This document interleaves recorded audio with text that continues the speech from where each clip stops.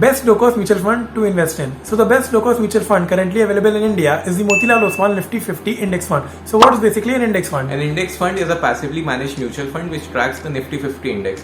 What is the benefit of an index fund over a normal mutual fund? One major benefit is that the expense ratio for an index fund is much lower in comparison to an equity-oriented mutual fund. The expense ratio for an index fund ranges around 0.1 to 0.2%. However, for a normal equity-oriented mutual fund, that expense ratio is generally higher, around 0.6 to 0.8%. So what's an expense ratio? An expense ratio are the expenses which are charged by your mutual fund managers for managing your mutual fund. There is no biasness on part of the fund manager as he has to track the Nifty 50 index and cannot sell or buy any stock as per his own discretion.